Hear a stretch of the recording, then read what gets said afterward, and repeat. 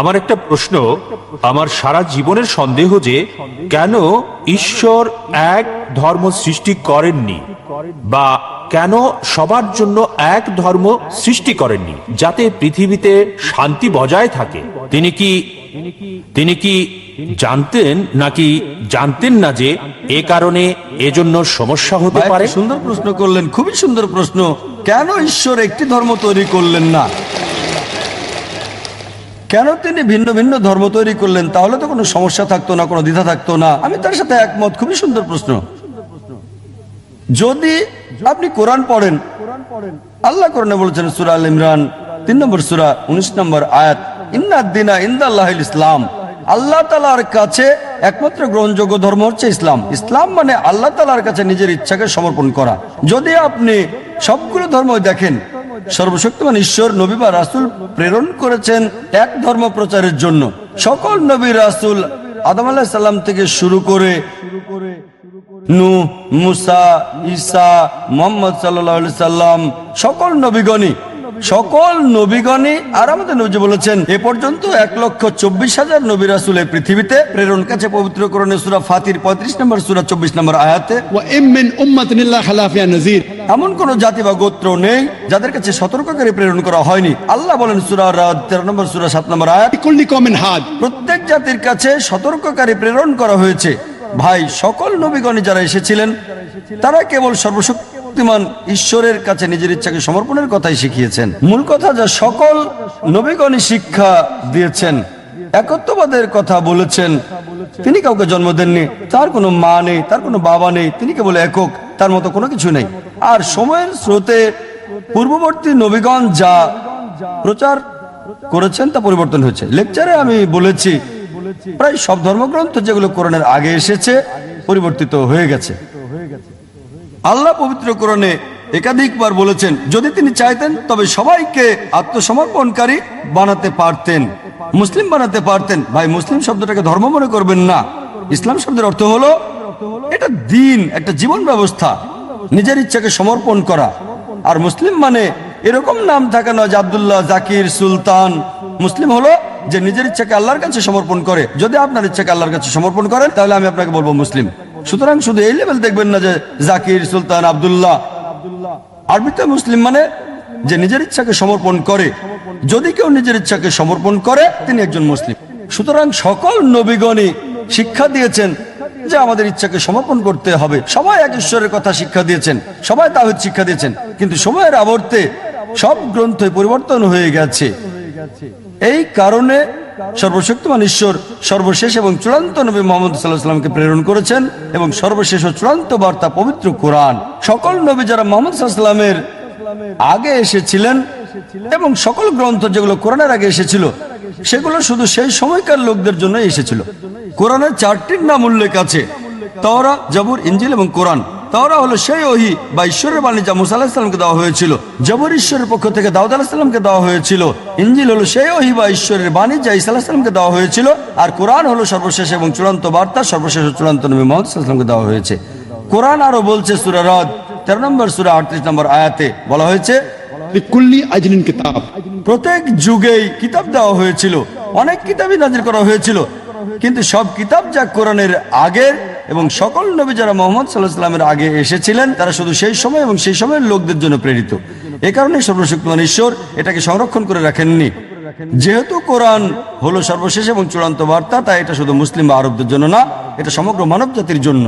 এবং নবী মুহাম্মদ শুধু আরব বা মুসলিমদের জন্য নয়, তাকে প্রেরণ করা হয়েছে সমগ্র মানব জাতির জন্য। আর এই কারণে তার কথা উল্লেখ আছে বিশ্বের প্রধান প্রধান ধর্মগ্রন্থগুলোতে। আর এই কিতাব পবিত্র কোরআনে আল্লাহ বলেছেন সূরা হিজর 15 নম্বর সূরা 9 নম্বর আয়াতে, এই কোরআন আমি নাজিল করেছি, আমি এর হেফাজত করব। তার মানে আমরা দেখছি সর্বশক্তিমান ঈশ্বর রাসূল প্রেরণ করেছিলেন একটাই ধর্ম প্রচারের জন্য, মানে ঈশ্বরের কাছে নিজের ইচ্ছাকে সমর্পণ করার জন্য। আরবিতে এটা ইসলাম। যীশু খ্রিস্ট কখনোই খ্রিস্টান ধর্ম প্রচার করতে আসেননি। খ্রিস্টান শব্দটি যে বাইবেলে নেই এটা কি আপনি জানেন? পুরো বাইবেলে খ্রিস্টান শব্দটি খুঁজে পাবেন না। তিনি খ্রিস্টান ধর্ম প্রচার করেননি। খ্রিস্টান শব্দটা দ্বারা মূলত অ্যান্টিওয়াকে যিশুর অনুসারীদের বোঝাতো বুক অফ অ্যাক্টসে আছে, ডাক নাম। সুতরাং যীশু খ্রিস্ট ইসলাম প্রচার করেছেন, এটা আছে গসপেল অফ জন অধ্যায় 5 অনুচ্ছেদ 30। যীশু খ্রিস্ট বলেছেন যে আমার ইচ্ছায় নয়, আমার পিতার ইচ্ছায়, প্রভুর ইচ্ছায়। আরবিতে বললে তিনি ইসলাম প্রচার করেছিলেন। একইভাবে যদি ভগবদ গীতা পড়েন, শ্রীকৃষ্ণ বলছে ঈশ্বরের কাছে তোমাদের ইচ্ছাকে সমর্পণ করো। যদি আরবিতে বলেন, তিনি বলছেন আপনাকে ইসলাম মানতে। সুতরাং আমরা দেখছি সব নবী রাসূল নিজের ইচ্ছাকে ঈশ্বরের কাছে সমর্পণ করার শিক্ষা দিয়েছেন। এজন্যই কোরআন বলছে সূরা আল ইমরান 3 নম্বর সূরা 19 নম্বর আয়াতে, ইন্নাদ দীনা ইনদাল্লাহিল ইসলাম, আল্লাহর কাছে একমাত্র গ্রহণযোগ্য জীবন ব্যবস্থা হলো নিজের ইচ্ছাকে আল্লাহর কাছে সমর্পণ করা। আমাদের উচিত ধর্মগ্রন্থে ফিরে যাওয়া, সর্বশক্তিমান ঈশ্বরের নির্দেশে ফিরে যাওয়া এবং নিজের ইচ্ছাকে ঈশ্বরের নির্দেশের কাছে সমর্পণ করুন, তাহলে আপনি সত্য পথে থাকবেন। আশা করি উত্তরটা পেয়েছেন। এখন একটা প্রশ্ন নিতে পারি আমার বাম দিকের ভাই থেকে। আমি মিস্টার রবীন্দ্রন, একজন সমাজকর্মী। আমি পিস অর্গানাইজেশনকে ধন্যবাদ জানাই এবং বন্ধু এরিয়ার ইঙ্গারকে। আমি ইতিমধ্যে বিষয়গুলো উল্লেখ করেছি আমার জার্নালে সর্বশক্তিমান এক ঈশ্বর প্রসঙ্গে। আমার একটি প্রশ্ন, ইসলামের অলৌকিকত্ব কি? যেমন সং অফ সলোমন 5 অধ্যায় 16 অনুচ্ছেদে আছে। আমি জানতে চাই, অনেক ধর্মই অলৌকিক অলৌকিক বলে থাকে, তাই আমি ইসলামের অলৌকিকত্ব জানতে চাই। ভাই প্রশ্ন করলেন যে ইসলামের অলৌকিকত্ব কি, আর উদ্ধৃতি দিলেন সং অফ সলোমন 5 অধ্যায় 16 অনুচ্ছেদ। সং অফ সলোমন হলো বাইবেলের অংশ। সং অফ সলোমন বাইবেলের ওল্ড টেস্টামেন্টে আছে, হিব্রুতে আছে। हिक्कुम मुतकिम बिकुल्ली मोहम्मदिम जैदूदी जैराय बैना जेरूसलम। এটা হিব্রু ধৃতি, আমি মূল থেকে বলছি কারণ অনুবাদ ভুল হতে পারে। हिक्कुम मुतकिम बिकुल्ली मोहम्मदिम जैदूदी जैराय बैना जेरूसलम। যার অর্থ সে অতি মনোরম, সে প্রশংসিত, সে আমার প্রিয়। হে ইসরায়েলের সন্তানেরা, মূল থেকে বলছি কেন? কারণ মূল শব্দটা হচ্ছে মুহাম্মাদিম। হিব্রু ভাষায় ইমযুক্ত করা হয় সম্মান বোঝাতে গিয়ে। মুহাম্মাদের সাথে ইমযোগ করলে হবে মুহাম্মাদিম। যেমন এল্লো মানে ঈশ্বর, এলোহিম ঈশ্বরের প্রতি সম্মান বোঝায়। আর বাইবেলের অনুবাদের মধ্যে এই প্রপার নাউন মুহাম্মাদের অনুবাদ করেছেন অতি মনোরম। কিন্তু সং অফ সলোমন অধ্যায় 5 অনুচ্ছেদ 16-তে সর্বশেষ ও চূড়ান্ত নবী মুহাম্মদ সাল্লাল্লাহু আলাইহি সাল্লামের আগমন সম্পর্কে তার নাম সহ বলা হয়েছে।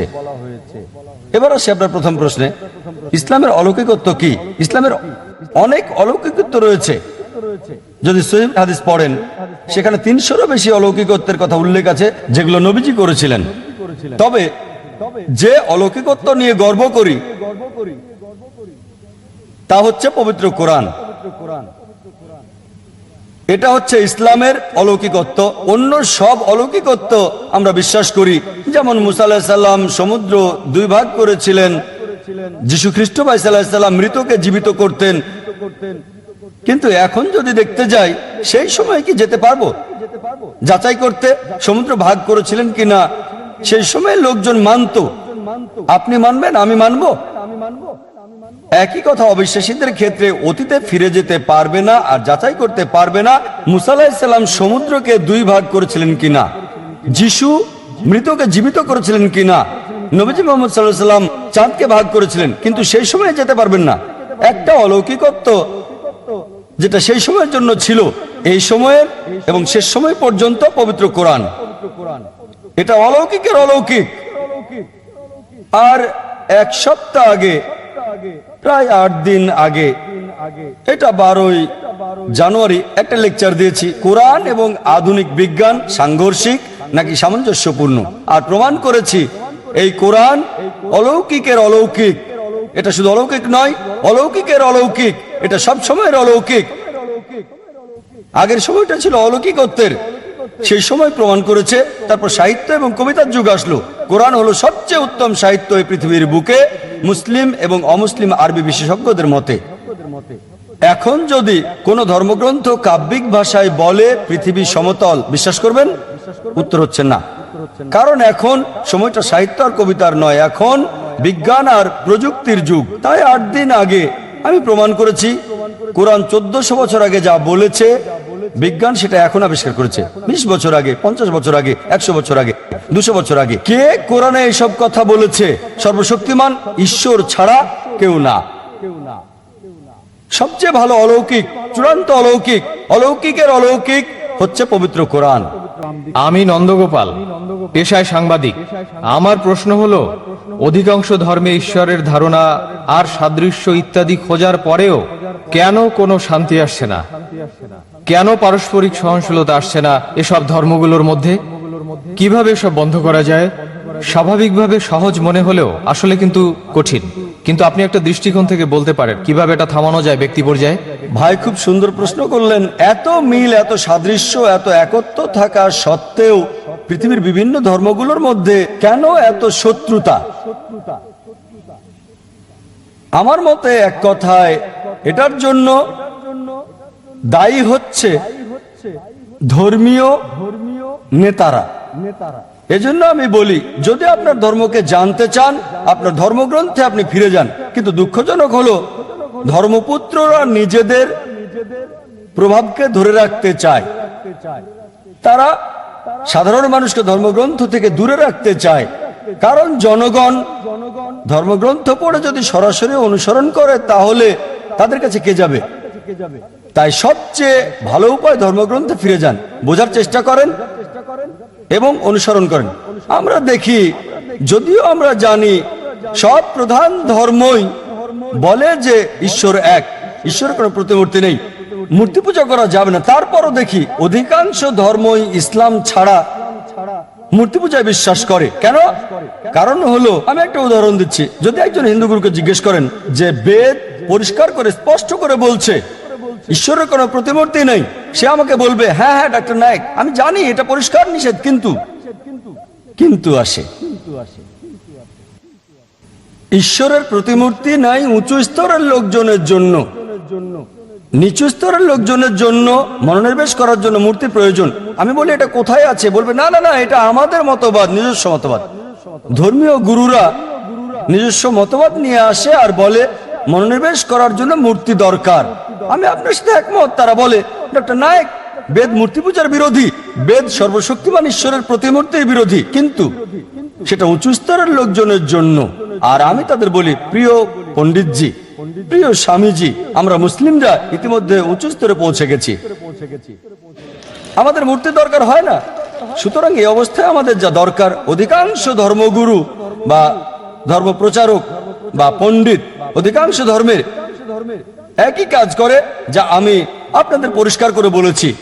যীশু খ্রিস্ট ভাই সাল্লাল্লাহু আলাইহি সাল্লাম কখনোই নিজেকে ঈশ্বর দাবি করেননি। তারপরেও দেখবেন যে পাদ্রীরা বিশ্বাস করতে বলছে যে যীশু খ্রিস্ট আপনার পাপের জন্য মৃত্যুবরণ করেছিলেন, আপনি মুক্তি পাবেন। যীশু খ্রিস্ট ভাই সাল্লাল্লাহু আলাইহি সাল্লাম কোথায় এটা বলেছেন? আমরা যা দেখি। আর এজন্য আমি হিন্দুদের বলি, বেদে ফিরে যান। খ্রিস্টানকে বলি, আপনারা গ্রন্থে ফিরে যান। আমি জানি পার্থক্যও রয়েছে, আমি বলছি না ধর্মগুলোতে কোনো পার্থক্য নেই। আমি বড় একটা লেকচার দিতে পারবো পার্থক্যগুলো নিয়ে, ইসলাম, হিন্দু এবং খ্রিস্টান ধর্মের। তবে আমি যা বলি, সকল মানুষকে কমপক্ষে একটা গ্রন্থকে 100 ভাগ ঈশ্বরের বাণী বলে আপনারা বিশ্বাস করে নিন। অধিকাংশ মানুষেরই এটা মানতে কোনো সমস্যা হবে না। হিন্দুরা বলবে, আমাদের কোনো সমস্যা নেই বেদকে ঈশ্বরের বাণী বলে মানতে। খ্রিস্টানরা বলবে, কোনো সমস্যা নেই বাইবেলকে শতভাগ ঈশ্বরের বাণী বলে মানতে। মুসলিমরা বলবে, কোনো সমস্যা নেই কোরআনকে ঈশ্বরের বাণী বলে মানতে। তখন আমি বলি, চলুন আমরা কমপক্ষে এই গ্রন্থগুলোর কমন বিষয়গুলো মেনে চলি, পার্থক্যগুলো নিয়ে পরে দেখা যাবে। অন্তত কমন বিষয়গুলো মানার ব্যাপারে একমত হই। আমার বক্তব্যে কমন বিষয়গুলো আনার চেষ্টা করি আমি, এবং তুলে ধরি সব প্রধান ধর্মগ্রন্থগুলো, হোক সেটা হিন্দুইজম, খ্রিস্টানিটি, জুডাইজম, পার্সিজম, শিখিজম, ইসলাম, সবগুলোই বলছে ঈশ্বর এক, তার কোনো মূর্তি নেই, তাকে কেউ জন্ম দেয়নি, তার কোনো পিতামাতা নেই। চলুন এক ঈশ্বরের উপাসনা করি। সব প্রধান ধর্মগ্রন্থগুলো, জুডাইজম, খ্রিস্টানিটি, হিন্দুইজম, বুদ্ধিজম, পার্সিজম, এগুলো বলছে যে পৃথিবীতে একজন নবী আসবেন, তার নাম মুহাম্মদ সাল্লাল্লাহু আলাইহি সাল্লাম। আমি একটা লেকচার দিতে পারবো মুহাম্মদ সাল্লাল্লাহু আলাইহি সাল্লাম হিন্দু ধর্মগ্রন্থে, পুরো একটা লেকচার দিতে পারবো মুহাম্মদ সাল্লাল্লাহু আলাইহি সাল্লাম প্রধান ধর্মগ্রন্থগুলোতে। আমি বলবো, চলুন একমত হই, ঈশ্বর এক, তার জন্ম হয় নাই, কোনো প্রতিমূর্তি নাই, কোনো মূর্তি নাই। দ্বিতীয় হচ্ছে, সব প্রধান ধর্মগ্রন্থই বলছে একজন নবী আসবেন, তিনি সর্বশেষ নবী, তার নাম মুহাম্মদ। এটা উল্লেখ আছে বাইবেলে, গসপেল অফ জন 16 নম্বর অধ্যায় অনুচ্ছেদ 12 থেকে 14। যীশু খ্রিস্ট ভাই সাল্লাল্লাহু আলাইহি সাল্লাম বলেছেন, আমার অনেক কিছু বলার আছে, কিন্তু তোমরা সব সহ্য করতে পারবে না। তার জন্য যখন সত্যের আত্মা আসবেন, তিনি তোমাদের পথ দেখাবেন। তিনি নিজে কিছু বলবেন না, যা শুনবেন তাই বলবেন। তিনি আমাকে সম্মানিত করবেন। নিউ টেস্টামেন্ট নবীজি মুহাম্মদ সাল্লাল্লাহু আলাইহি সাল্লাম সম্পর্কে বলছেন। ওল্ড টেস্টামেন্ট বুক অফ ডিউটেরোনমি অধ্যায় 18 অনুচ্ছেদ 18 মুহাম্মদ সাল্লাল্লাহু আলাইহি সাল্লামের আগমনের কথা বলছে। বুক অফ ডিউটেরোনমি অধ্যায় 18 অনুচ্ছেদ 19 মুহাম্মদ সাল্লাল্লাহু আলাইহি সাল্লাম সম্পর্কে বলছে। বুক অফ আইজায়া অধ্যায় 29 অনুচ্ছেদ 12 নবীজি মুহাম্মদ সাল্লাল্লাহু আলাইহি সাল্লামের আগমনের কথা বলছে। বুক অফ সলোমন অধ্যায় 5 অনুচ্ছেদ 16 ওল্ড টেস্টামেন্টে নবীজি মুহাম্মদ সাল্লাল্লাহু আলাইহি সাল্লাম সম্পর্কে বলা হয়েছে। নিউ টেস্টামেন্টে গসপেল অফ জন অধ্যায় 14 অনুচ্ছেদ 16, গসপেল অফ জন অধ্যায় 15 অনুচ্ছেদ 26, গসপেল অফ জন অধ্যায় 16 অনুচ্ছেদ 7, গসপেল অফ জন অধ্যায় 16 অনুচ্ছেদ 12 থেকে 14। এগুলো সব মুহাম্মদ সাল্লাল্লাহু আলাইহি সাল্লামের আসার ব্যাপারে বলছে। আমি হিন্দু ধর্মগ্রন্থ থেকেও বলতে পারি। যদি আপনি হিন্দু ধর্মগ্রন্থ ভবিষ্যপুরাণা পড়েন, পর্ব 3 খণ্ড 3 অধ্যায় 3 5 থেকে 8 নম্বর শ্লোক, ভবিষ্যপুরাণা পর্ব 3 খণ্ড 3 অধ্যায় 3 শ্লোক 10 থেকে 27 নবীজি মুহাম্মদ সাল্লাল্লাহু আলাইহি সাল্লাম সম্পর্কে বলছে। অথর্ববেদ মুহাম্মদ সাল্লাল্লাহু আলাইহি সাল্লাম সম্পর্কে বলছে। ঋগ্বেদ মুহাম্মদ সাল্লাল্লাহু আলাইহি সাল্লাম সম্পর্কে বলছে। একটা লেকচার দেওয়া যাবে। আর কল্কি পুরাণায় কল্কি অবতার আসার কথা বলা হয়েছে। বলা হয়েছে তার বাবার নাম হবে বিষ্ণু ইয়াস, মানে ঈশ্বরের ভৃত্য। আরবিতে আব্দুল্লাহ, যা নবীজি মুহাম্মদ সাল্লাল্লাহু আলাইহি সাল্লামের বাবার নাম। তার মায়ের নাম হবে সুমতি, যার অর্থ শান্ত, নীরব, শান্তি। আরবিতে নাম আমিনা, যা নবীজি মুহাম্মদ সাল্লাল্লাহু আলাইহি সাল্লামের মায়ের নাম। বলা হয়েছে তার জন্ম হবে মাধব মাসের 12 তারিখে, মানে 12ই রবিউল আউয়াল। আরো বলা হয়েছে তার 4 জন সহচর থাকবে, মানে প্রথম 4 খলিফায়ে রাশিদিন। বলা হয়েছে তিনি জন্মগ্রহণ করবেন শান্তির শহর মক্কায়। আরো বলা হয়েছে তার জন্ম হবে মক্কার প্রধান গোত্রে। এভাবে আরো আরো আরো, এটা অন্য কাউকে নয়, সর্বশেষ এবং চূড়ান্ত নবী মুহাম্মদ সাল্লাল্লাহু আলাইহি ওয়াসাল্লামকে বোঝাচ্ছে। আমি বলি পার্থক্যগুলো দূরে রেখে আসুন একমত হই, যা common. Hinduism, Christianity, Judaism, Parsiism, Buddhism এবং ইসলামে আছে ঈশ্বর এক। তাকে কেউ জন্ম দেয়নি, তার কোনো প্রতিমূর্তি নেই, তারই উপাসনা করা অন্য কারো নয়। সর্বশেষ এবং চূড়ান্ত নবী হলেন মুহাম্মদ সাল্লাল্লাহু আলাইহি সাল্লাম। যদি আপনি কমন বিষয়ে একমত হন, তার ধর্ম মানেন, সবাই এক হয়ে যাব। কিন্তু সেই সব লোক যারা ধর্মের ঠিকাদার মানে ধর্মের প্রচারক, তারা তাদের ক্ষমতা হারাতে চায় না। তাই তারা সাধারণ অনুসারীদের ধর্মগ্রন্থ পড়তে নিষেধ করে। বিশ্বাস করুন, হিন্দুদের ক্ষেত্রে আমার কোনো সমস্যা নেই, কারণ তারা আমাকে ভালোবাসে, সম্মান করে। বিশ্বাস করুন, মানুষ সাধারণত ধর্মের ব্যাপারে কথা বলা পবিত্র মনে করে। আমি এটা পছন্দ করি। আর অমুসলিমরা আমাকে সম্মান করে অনেক ক্ষেত্রে মুসলিমদের চেয়েও বেশি। যখন এয়ারপোর্টে কাস্টমস পার হই, অমুসলিম কাস্টম অফিসার বলে, জাকির নায়েক, যাহা বলিব সত্য বলিব, সত্য বই মিথ্যা বলিব না। সে সত্য বলছে, একেবারেই সত্য, যেহেতু আমি কোর্টে শপথ গ্রহণ করেছি, সুতরাং আমরা যা বুঝি সত্য বলতে হবে। এজন্য আপনার সাথে একমত ভাই। অসহিষ্ণুতার পার্থক্যের কারণ হলো ধর্মীয় ওই গুরুরা, ধর্মীয় নেতারা। এ কারণে আমাদেরকে গ্রন্থগুলো সাদৃশ্য দেখতে হবে, কমন বিষয়ে এক হতে হবে, তাহলে সমগ্র মানব জাতি এক ভ্রাতৃত্বে আবদ্ধ হবে। আশা করি উত্তরটা পেয়েছেন। আমার নাম পাস্কেল। আমি একজন শিক্ষক। আমি একজন খ্রিস্টান। আপনার কথাই বলছি। আপনি ইংরেজি অনুদিত গসপলের সাথে একমত, যা আমরা খ্রিস্টানরা বিশ্বাস করি। আমি এগুলোর উদ্ধৃতি দিচ্ছি। 1 নম্বর, 4টি গসপলে যখন যিশু দীক্ষা নিয়ে বেরিয়ে আসলেন, স্বর্গ থেকে একটা শব্দ হচ্ছিল, এ আমার প্রিয় পুত্র, আমি তার উপর সন্তুষ্ট, তাকে মানো।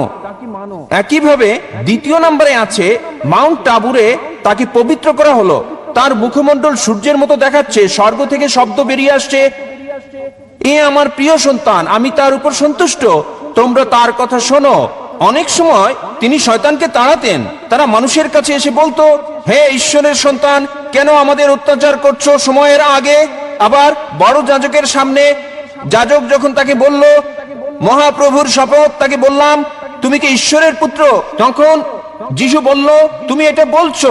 আর যাজক 5 নম্বর অনুচ্ছেদ বলছে, প্রধান যাজক যখন তারা যিশুকে অভিযুক্ত করলো, পিলাতের সামনে বলল, এই লোকটি বলছে সে ঈশ্বরের পুত্র, ধর্মমতে সে অভিকে ক্রুশবিদ্ধ করতে চায়। পিলাত এটা জানতেন না, সেজন্য তারা যিশুকে ক্রুশে চড়াতে চাইলেন। তাহলে সে নিজেকে ঈশ্বরের পুত্র দাবি করেছিল, যদিও সে সরাসরি বলেনি আমি ঈশ্বরের পুত্র, পরোক্ষভাবে বলেছে। ধরুন আপনি ডাক্তার জাকির নায়েক, আপনি এমবিবিএস ডাক্তার, আর আপনি বললেন, হ্যাঁ ভাই আপনি বলেছেন, এর মানে এই নয় আপনি নিজে বলেছেন আমি ডাক্তার জাকির নায়েক এমবিবিএস। একইভাবে যদিও যিশু নিজে বলেননি আমি ঈশ্বরের পুত্র, তিনি সম্মতি দিয়েছেন। সম্ভবত ভদ্রতার খাতিরে তিনি বলেননি আমি ঈশ্বরের পুত্র। আবার আরেকটি উদাহরণ, ভাই আপনার প্রশ্ন ইতিমধ্যে 5টা অনুচ্ছেদের উদ্ধৃতি দিয়েছেন, কোনোটারই রেফারেন্স বলেননি। আপনার না না, প্রশ্নটা বলেন। আমি এটার জন্য প্রস্তুত না, তাই আর ঠিক বলছি আছে, না। আমি রেফারেন্সটা বলে দেবো, কোনো সমস্যা নেই, আমি রেফারেন্সটা বলে দেবো, আপনাকে সাহায্য করবো ভাই, আমি আপনাকে সাহায্য করতে চাই ভাই, কোনো সমস্যা নেই। আপনার প্রশ্নটা কি? আপনি কি এই 5টা অনুচ্ছেদ বলে বোঝাতে যাচ্ছেন যিশু ঈশ্বর দাবি করেছিলেন? হ্যাঁ, ঠিক আছে, আমি উত্তর দিচ্ছি। আমার চ্যালেঞ্জ ছিল একটা মাত্র স্পষ্ট বক্তব্য বের করে দেখান পুরো বাইবেল থেকে, যেখানে যীশু খ্রিস্ট ভাই সাল্লাল্লাহু আলাইহি সাল্লাম নিজে বলেছেন আমি ঈশ্বর, অথবা বলেছেন আমার উপাসনা করো, আমি খ্রিস্টান ধর্ম গ্রহণ করতে প্রস্তুত। একটা মাত্র বক্তব্য দেখাতে পারেন নাই স্পষ্টভাবে বলা সম্পূর্ণ বাইবেল থেকে, যেখানে যীশু খ্রিস্ট ভাই সাল্লাল্লাহু আলাইহি সাল্লাম নিজে বলেছেন আমি ঈশ্বর অথবা আমার উপাসনা করো। এখানেই বাইবেল আছে। আর এটা কিং জেমস ভার্সন। যেহেতু আপনি একজন শিক্ষক, আপনি প্যাস্টরও হতে পারেন। আপনি কি প্যাস্টর? না না না, আমি একজন শিক্ষক। আমি খ্রিস্টান ধর্মের একজন প্রকৃত বিশ্বাসী। আছে। রেড লেটার নামে এক ধরনের বাইবেল আছে, যেখানে যিশুর কথাগুলো লাল করা আছে। আপনি 5টি বিষয় উল্লেখ করেছেন, আর এগুলোকে 2 ভাগে ভাগ করা যায়। প্রথমে আপনি এলোমেলো উদ্ধৃতি দিলেন আর সঠিকভাবে উদ্ধৃতি দিলেন না। যা বলতে চেয়েছেন সেটা আছে গসপেল অফ জন 3 নম্বর অধ্যায় অনুচ্ছেদ 16, বলা আছে ঈশ্বর পৃথিবীকে এত ভালোবাসলেন একমাত্র ওরসজাত সন্তানকে দিয়ে দিলেন, তোমাদের কেউ যদি তাকে বিশ্বাস করে তার মৃত্যু হবে না, চিরস্থায়ী জীবন পাবে। এটা 4 গসপেলেই নাই, এটা আছে গসপেল অফ জন 3 নম্বর অধ্যায় অনুচ্ছেদ 16। এগুলো লিখে রাখেন, পরে চেক করে দেখবেন। গসপেল অফ জন 3 নম্বর অধ্যায় অনুচ্ছেদ 16, ঈশ্বর পৃথিবীকে এত ভালোবাসলেন যে নিজের সন্তানকে উৎসর্গ করলেন, যে কেউ তার উপর বিশ্বাস করবে সে মরবে না, চিরস্থায়ী জীবন পাবে। আবার আপনি উদ্ধৃতি দিলেন 5বার শেষ দিকে যে যীশু খ্রিস্ট বলেছেন তিনি ছিলেন ঈশ্বরের সন্তান। আপনি বলেছেন, আপনি কি জানেন বাইবেলে ঈশ্বরের পুত্র এ কথাটা অসংখ্যবার বলা আছে।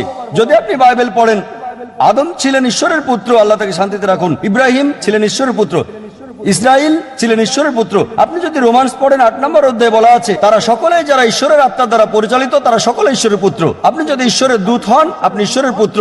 যদি আমি ঈশ্বরের দূত হই আমি ঈশ্বরের সন্তান বাইবেল অনুসারে। কিন্তু তারা বলে না না না না না, যীশু খ্রিস্ট স্বাভাবিক সন্তান না, তিনি ঔরসজাত সন্তান। এবার আপনার শেষ প্রশ্ন ঈশ্বরের পুত্রের ব্যাপারে। বাইবেলে অসংখ্য ঈশ্বরের পুত্রের উল্লেখ আছে। আদম ঈশ্বরের পুত্র, ইব্রাহিম ঈশ্বরের পুত্র, ইসরায়েল ঈশ্বরের পুত্র। যারা ঈশ্বরের আত্মার সাহায্যে পরিচালিত তারা ঈশ্বরের পুত্র। কিন্তু খ্রিস্টান মিশনারিরা বলে না না না, যীশু খ্রিস্ট স্বাভাবিক পুত্র না। আসুন আপনার প্রথম প্রশ্নে, তিনি ঈশ্বরের ঔরসজাত সন্তান। তারপর তারা বলে যা আপনি বলেননি, আমি আপনাকে সাহায্য করছি। গসপেল অফ জন 3 নম্বর অধ্যায় অনুচ্ছেদ 16, ঈশ্বরের পৃথিবীকে এত ভালোবাসলেন যে নিজের সন্তানকে উৎসর্গ করলেন, যে কেউ তাকে বিশ্বাস করবে সে মরবে না, চিরস্থায়ী জীবন পাবে। ভাই, আপনি কি বিগটন শব্দের অর্থ জানেন? বিগটন শব্দের অর্থটা কি?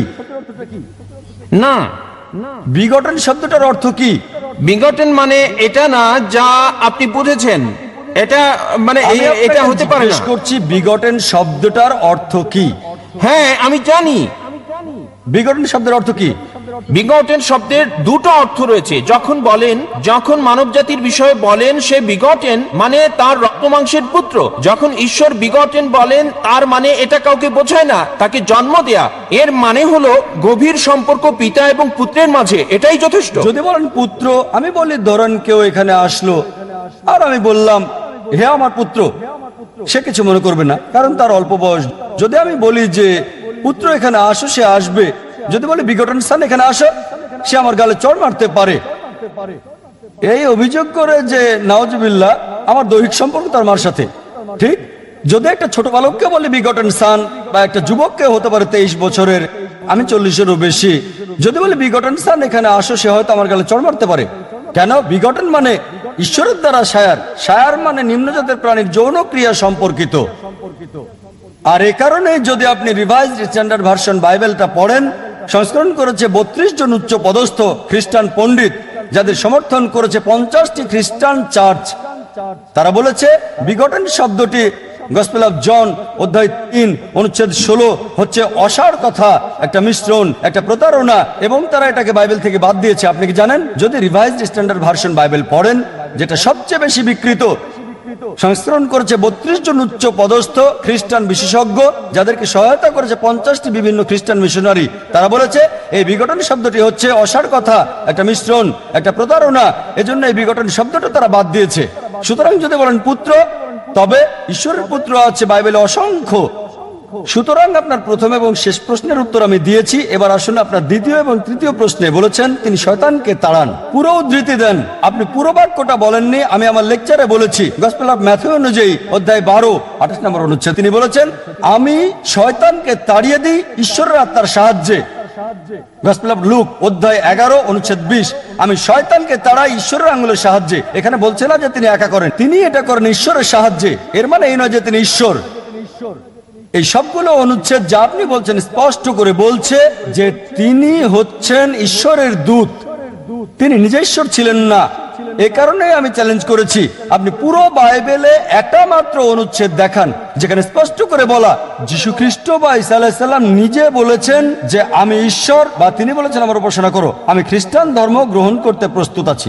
যীশু কোথাও কখনো বলেননি যে শুধু যদি আমি বলি পুত্র এখানে আসো, এর মানে এই নয় যে আমার ঔরসজাত সন্তান। ঠিক একইভাবে যদি আপনি আমাকে বলেন যে আমি আপনাকে ডাক্তার জাকির নায়েক বলে ডাকবো, ঠিক, আর যদি আমি আপত্তি না করি যে না এটা সঠিক হতে পারে, ভুলও হতে পারে, লোকজন বলে ডাক্তার জাকির নায়েক একজন বিশেষজ্ঞ, আমি নিজেকে মনে করি না বিশেষজ্ঞ, আমি একজন জ্ঞানের ছাত্র হিসেবে নিজেকে চিন্তা করি।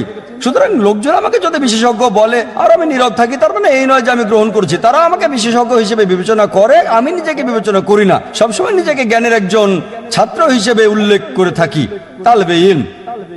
সুতরাং আপনি বাইবেল থেকে যা উদ্ধৃতি করেছেন,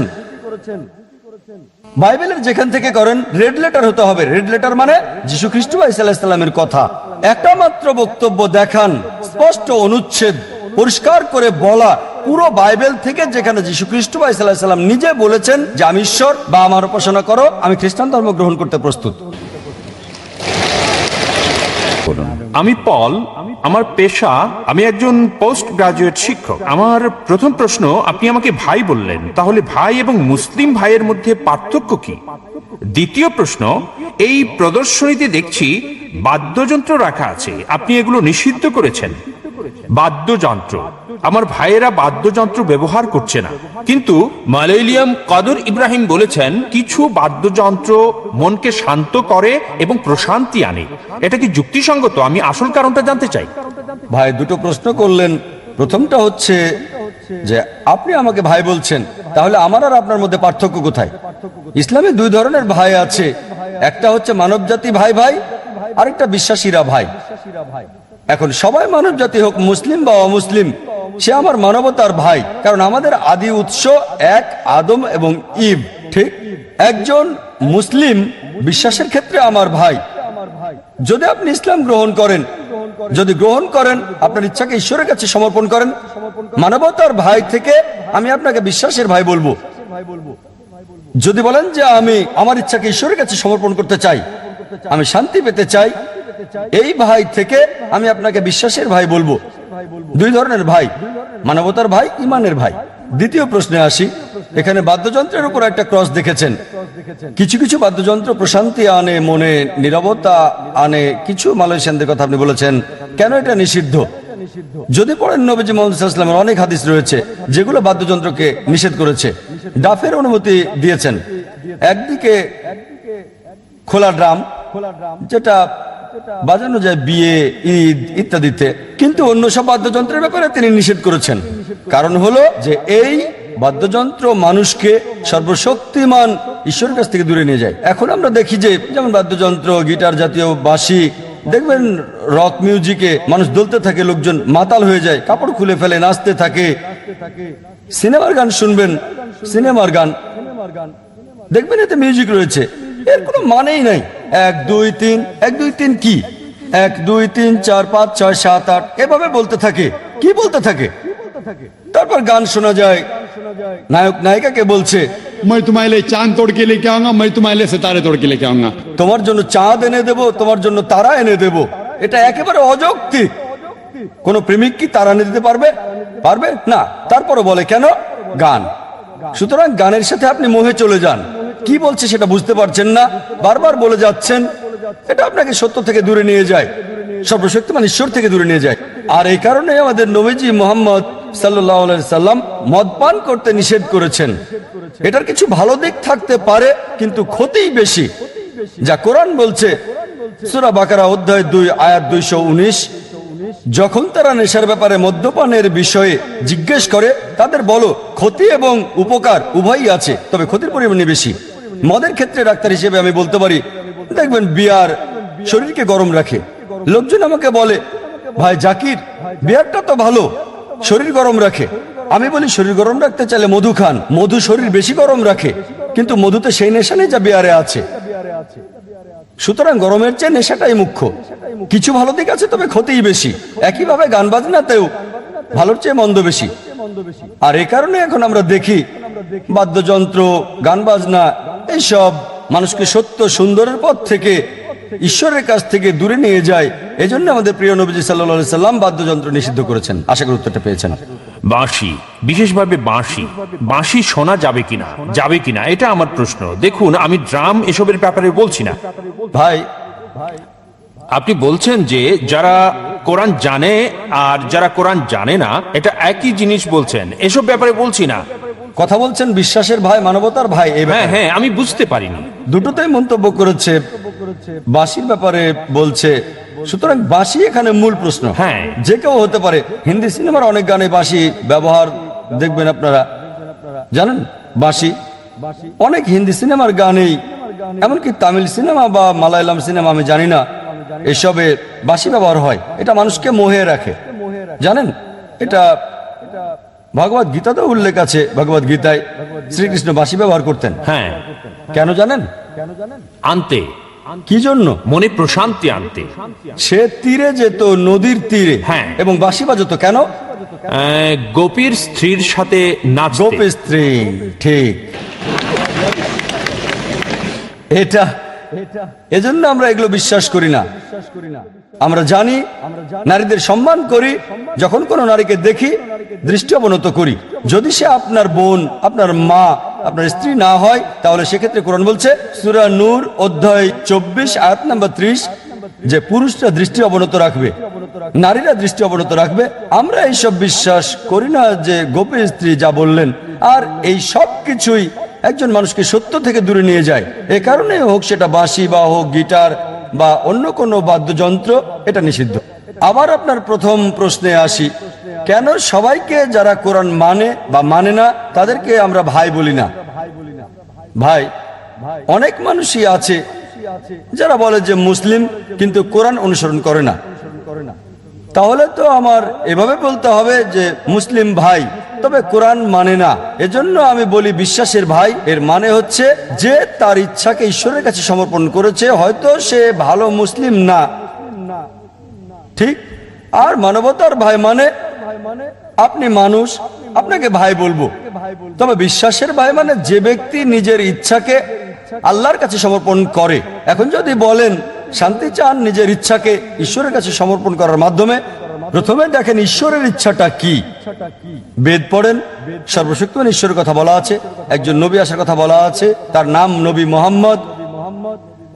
শেষ এবং চূড়ান্ত বার্তা কোরআন। যদি এসবে বিশ্বাস করেন, আপনাকে বিশ্বাসের ভাই বলবো। মানবতার ভাইয়ের চেয়ে বিশ্বাসের ভাই আমার কাছে বেশি কাছে। তবে উভয় ভাই। আশা করি উত্তরটা পেয়েছেন। ধন্যবাদ স্যার। বাম দিকের পেছনের মাইক থেকে প্রশ্ন করুন প্লিজ। আমি বিক্রম, আমি একজন বক্তা। এটা আমার বন্ধুর প্রশ্ন হলো যে বকরিদে পশু জবাই করার পিছনে কি বিশেষ কোনো কারণ রয়েছে? এটা কি আল্লাহকে সন্তুষ্ট করে? কোনো বৈজ্ঞানিক কারণ আছে কি, যেমনটা ইসলামের অন্য ইবাদতে আছে, যেমন রোজা? ভাই, আপনি এখানে প্রশ্ন করলেন যে কেন, যুক্তিটা কি প্রাণী বকরিদে জবাই করার, আর এটা কি আল্লাহকে সন্তুষ্ট করে? এর কি কোনো বৈজ্ঞানিক কারণ আছে ইসলামের অন্য বিষয়গুলোর মতো? যেমন ভাই, আল্লাহ বলেন সূরা হজের অধ্যায় 22 আয়াত নম্বর 37, রক্ত মাংস আল্লাহ সুবহানাহু ওয়া তাআলার কাছে যায় না, রক্ত মাংস তার প্রয়োজন নেই, আপনার সৎকর্ম তাকওয়া তার কাছে পৌঁছে।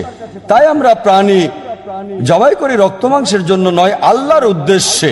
অন্যান্য ধর্মে এমনই হয়, অন্য ধর্মে ছাগল জবাই করে ঈশ্বরের জন্য, আর মূর্তির সামনে রাখা হয় হয়তো কেউ এগুলো খাবে, ধর্মগুরু বা অন্য কেউ, কিন্তু এটাকে রেখে আসেন মূর্তির সামনে ঈশ্বরের জন্য। কোরআন বলছে সূরা আনাম অধ্যায় 6 আয়াত নম্বর 14, আল্লাহ সুবহানাহু ওয়া তাআলা তিনি সবাইকে খাওয়ান, তার খাবারের প্রয়োজন নাই। তাই যখন আমরা প্রাণী জবাই করি, মনে করি না যে রক্ত মাংস আল্লাহর কাছে যায়।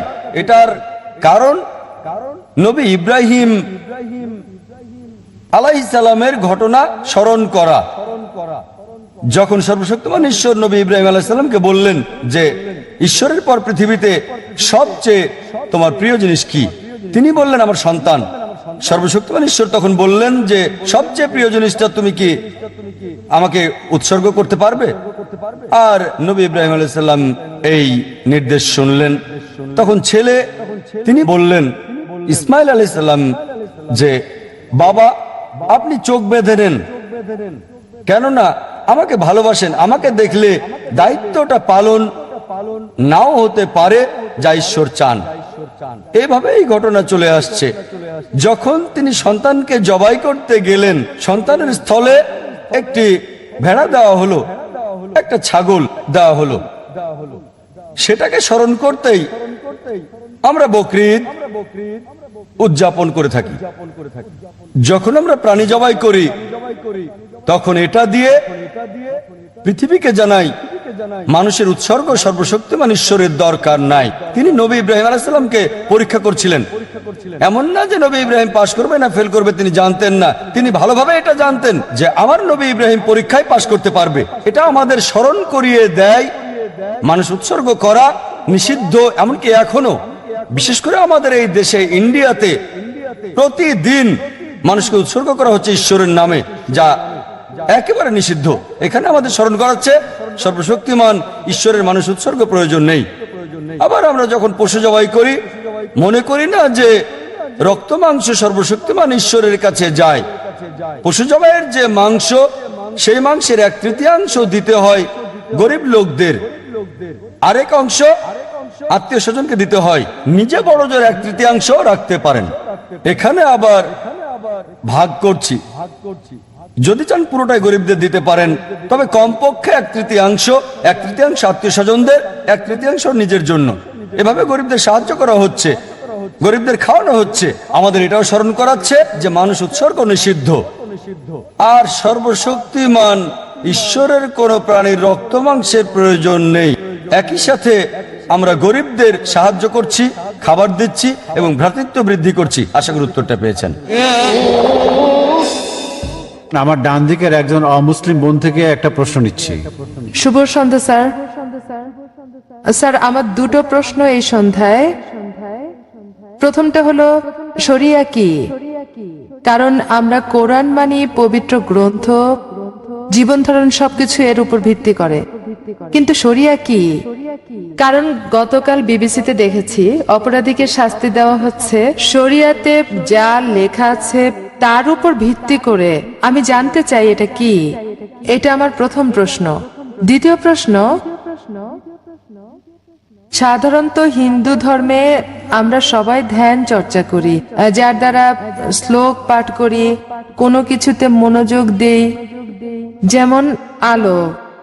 কিন্তু আপনি যখন শ্লোক পাঠ করেন, আয়াত পাঠ করেন, কিভাবে মনোযোগ দেন আয়াতের উপর, বা কিভাবে ঈশ্বরের সাথে কথা বলেন? এটা আমার দ্বিতীয় প্রশ্ন স্যার। বন্ধুটো প্রশ্ন করলেন। প্রথম প্রশ্ন তিনি জানতে চান শরিয়া কি। টিভিতে শুনেছেন যে শরিয়া অনুযায়ী। আর দ্বিতীয় প্রশ্ন হলো যে আমরা কিভাবে মনোযোগ দিয়ে থাকি যখন কোনো কিছুর উপাসনা করি। তিনি আলোতে মনোযোগ দেন, আমরা কিভাবে দেই। প্রথম প্রশ্নটা হচ্ছে শরিয়া কি। শরিয়া হচ্ছে বিচার ব্যবস্থা কোরআন এবং সহিহ হাদিস ভিত্তিক। যখন বলি তুমি কি শরিয়া মেনে চলো, তার মানে তুমি কি কোরআন এবং সহিহ হাদিস মেনে চলো। যদি বলেন একটা বিধান যে শরিয়া অনুযায়ী মানে কি, শরিয়া মতে কি মদ পান করতে পারবো, আপনি যা বলছেন তা হলো বিধান সর্বশক্তিমান ঈশ্বর প্রদত্ত কোরআনে এবং সহিহ হাদিসে নবীজি মুহাম্মদ সাল্লাল্লাহু আলাইহি ওয়াসাল্লামের কথা। আমাদের নবীজি মুহাম্মদ সাল্লাল্লাহু আলাইহি ওয়াসাল্লাম যেভাবে বলে গেছেন। যদি বলেন বিধান কি শরিয়া মতে, তাহলে ঠিক আছে মদ পান করতে পারবো। আমি বলবো শরিয়া মতে মদ পান নিষিদ্ধ, রেফারেন্স দিতে পারি আমি। সূরা মাইদা অধ্যায় 5 আয়াত নাম্বার 90। সুতরাং শরিয়া হচ্ছে ইসলামের বিচার ব্যবস্থা পবিত্র কোরআন এবং নবীজির সহিহ হাদিসের উপর ভিত্তি করে। এবার আপনার দ্বিতীয় প্রশ্ন হলো, যখন আপনি কোনো প্রশংসা করেন আপনি আলোতে মনোযোগ দেন। যখন আপনি প্রশংসা করেন আমরা কি করি?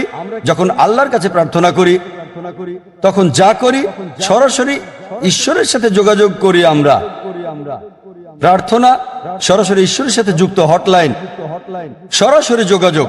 এক্ষেত্রে আমরা যা করি অর্থে মনোযোগ দিয়ে থাকি, আমরা প্রতিমূর্তিতে মনোযোগ দিই না, কারণ আমরা বিশ্বাস করি না যে ঈশ্বরের প্রতিমূর্তি আছে।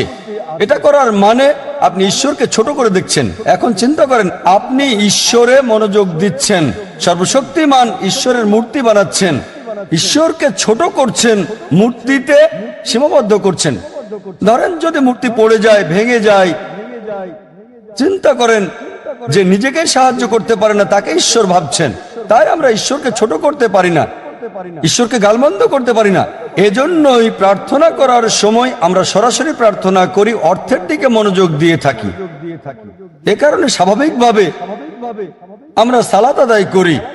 আমি বলি নামাজে মনোযোগ দেওয়ার ভালো উপায় হলো অর্থ বোঝা আর অর্থে মনোনিবেশ করা। এভাবে নামাজ আদায় করি। যদি প্রার্থনা বলি, বাংলায় প্রার্থনা মানে সাহায্য চাওয়া, অর্থাৎ অনুগ্রহ চাওয়া, দয়া চাওয়া। আরবি শব্দ সালাহ, এটা দিয়ে শুধু প্রার্থনাই বোঝায় না, সালাতে সাহায্য চাওয়া ছাড়াও কৃতজ্ঞতা প্রকাশ করা আল্লাহর কাছে এবং প্রশংসা করা সর্বশক্তিমান ঈশ্বরের, একই সাথে সর্বশক্তিমান ঈশ্বরের কাছ থেকে নির্দেশনা পাওয়া সালাতে। যেমন ধরেন সালাত আদায়ের সময় সালাতের ইমাম সূরা ফাতিহা পড়ার পর পড়তে পারেন সূরা মাইদা অধ্যায় 5 আয়াত 90 বলছে, ইয়া আইয়ুহাল্লাযিনা আমানু, হে ঈমানদারেরা, ইন্নামাল খামরু ওয়াল মাইসিরু, নিশ্চয়ই মদ এবং জুয়া, ওয়াল আনযাবু ওয়াল আসলামু, মূর্তি পূজার বেদী, ভাগ্য নির্ধারণী তীর, রুজতুম মিন আমালি শাইতান, এই সব শয়তানের কাজ, ফাজতানিবু লাকুম তুফলিহুন, এগুলো থেকে বিরত থাকো যাতে সফল হতে পারো। এখানে কৃতজ্ঞতা প্রকাশ ছাড়াও, সাহায্য চাওয়া ছাড়াও আমরা নির্দেশনা পাচ্ছি, মদ পান করো না, জুয়া খেলো না, ভবিষ্যৎবাণী করবে না, মূর্তি পূজা করবে না। সালাতে আমরা পথ নির্দেশ পাচ্ছি আল্লাহ সুবহানাহু ওয়া তাআলার কাছ থেকে। এজন্য আমি বলি যে সালাহ একটি পন্থা ঈমানের প্রতি অনুশীলনের। এজন্য আমাদের নবীজি মুহাম্মদ সাল্লাল্লাহু আলাইহি সাল্লাম এবং আল্লাহ সুবহানাহু ওয়া তাআলা বলেছেন কমপক্ষে দৈনিক 5 বার নামাজ আদায় করতে। কারণ চারপাশে যত মন্দ কাজ আছে, যত নিন্দনীয় কাজগুলো আছে, যত পাপ দেখি, তাতে করে খুবই সম্ভাবনা আছে ক্ষতিগ্রস্ত হয়ে যাওয়ার। এজন্য আমরা নামাজ পড়তে থাকি, আমরা ঈমানের প্রতি অনুশীলন করে কমপক্ষে দৈনিক 5 বার আমরা ঈমানের প্রতি অনুশীলন করছি। তাই সালাহ প্রার্থনার চেয়ে অতি উত্তম। প্রার্থনা মানে সাহায্য চাওয়া ছাড়াও আমরা কৃতজ্ঞতা জানাই, ঈশ্বরের কাছ থেকে পথ নির্দেশ পাচ্ছি যাতে করে সফল কাম হতে পারি।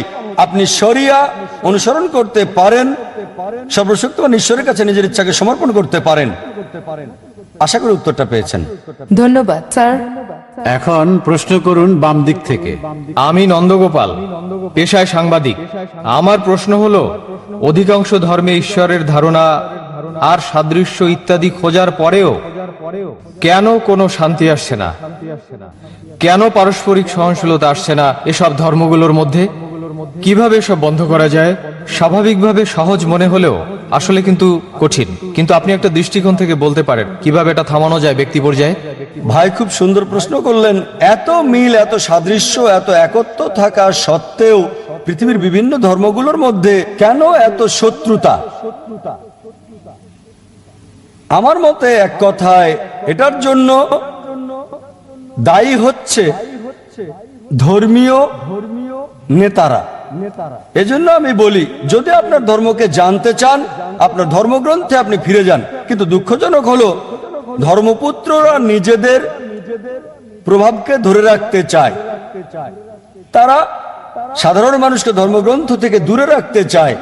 কারণ জনগণ ধর্মগ্রন্থ পড়ে যদি সরাসরি অনুসরণ করে তাহলে তাদের কাছে কে যাবে? তাই সবচেয়ে ভালো উপায় ধর্মগ্রন্থে ফিরে যান, বোঝার চেষ্টা করেন এবং অনুসরণ করেন। আমরা দেখি, যদিও আমরা জানি সব প্রধান ধর্মই বলে যে ঈশ্বর এক, ঈশ্বরের কোনো প্রতিমূর্তি নেই, মূর্তি পূজা করা যাবে না, তারপরও দেখি অধিকাংশ ধর্মই ইসলাম ছাড়া মূর্তি পূজায় বিশ্বাস করে। কেন? কারণ হল, আমি একটা উদাহরণ দিচ্ছি। যদি একজন হিন্দু গুরুকে জিজ্ঞেস করেন যে বেদ পরিষ্কার করে স্পষ্ট করে বলছে ঈশ্বরের কোনো প্রতিমূর্তি নেই, সে আমাকে বলবে, হ্যাঁ হ্যাঁ ডাক্তার নায়েক, আমি জানি এটা পরিষ্কার নিষেধ, কিন্তু আসে ঈশ্বরের প্রতিমূর্তি নাই উঁচু স্তরের লোকজনের জন্য, নিচু স্তরের লোকজনের জন্য মনোনিবেশ করার জন্য মূর্তি প্রয়োজন। আমি বলি এটা কোথায় আছে? বলবে না না না, এটা আমাদের মতবাদ, নিজস্ব মতবাদ। ধর্মীয় গুরুরা নিজস্ব মতবাদ নিয়ে আসে আর বলে মনোনিবেশ করার জন্য মূর্তি দরকার। আমি আপনার সাথে একমত। তারা বলে, ডক্টর নায়েক, বেদ মূর্তি পূজার বিরোধী, বেদ সর্বশক্তিমান ঈশ্বরের প্রতিমূর্তির বিরোধী, কিন্তু সেটা উঁচু স্তরের লোকজনের জন্য। আর আমি তাদের বলি, প্রিয় পণ্ডিতজি, প্রিয় স্বামীজি, আমরা মুসলিমরা ইতিমধ্যে উঁচু স্তরে পৌঁছে গেছি, আমাদের মূর্তি দরকার হয় না।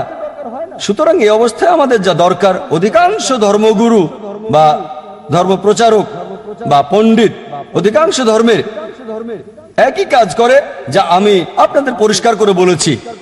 যীশু খ্রিস্ট ভাই সাল্লাল্লাহু আলাইহি সাল্লাম কখনোই নিজেকে ঈশ্বর দাবি করেননি। তারপরেও দেখবেন যে পাদ্রীরা বিশ্বাস করতে বলছে যে যীশু খ্রিস্ট আপনার পাপের জন্য মৃত্যুবরণ করেছিলেন, আপনি মুক্তি পাবেন।